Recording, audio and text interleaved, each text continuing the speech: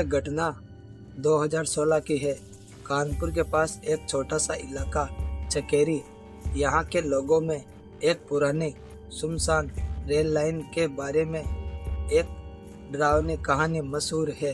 कहते हैं यहाँ पर रात के बाद गुजरने वाले लोगों को एक सफ़ेद साड़ी वाली औरत दिखाई देती है और वह दूर से मदद मांगती है, और जो उसके पास जाता है वह वापस कभी दिखाई नहीं देता है। अरविंद 32 साल का रेलवे में लोको पायलट, राजेश अरविंद का सहायक, रामलाल रेलवे में चौकीदार और वो एक सफ़ेद साड़ी वाली औरत।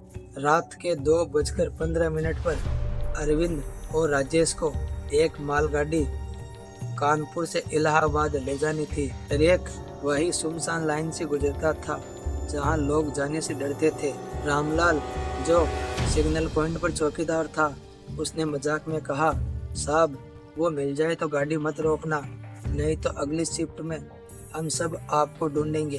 अरविंद ने हंसकर टाल दिया, लेकिन राजेश के चेहरे पर हल्का डर साफ दिख रहा था। ट्रेन जैसे ही उस हिस्से में पहुंची, चारों तरफ गहरा कोहरा छा गया। हेडलाइट से 10-15 फीट तक ही दिख रहा था और रेल लाइन के चारों तरफ घना जंगल और हवा में एक अजीब ही ठंड थी।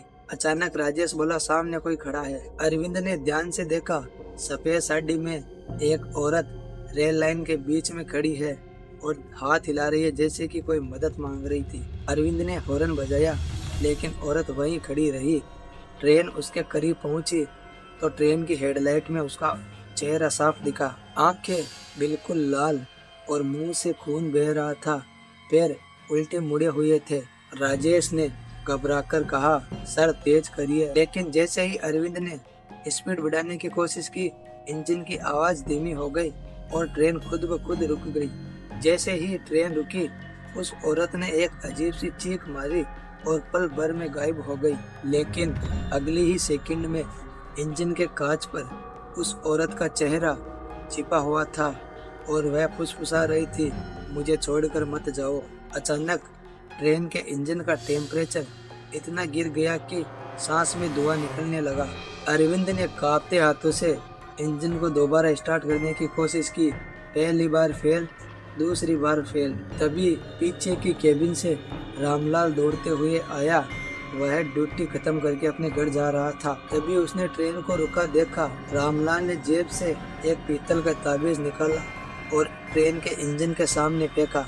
जैसे ही ताबीज जमीन पर गिरा, एक बहुत ही तेज हवा का झोंका आया और वो औरत चीखते हुए एक धुंध में गायब हो गई।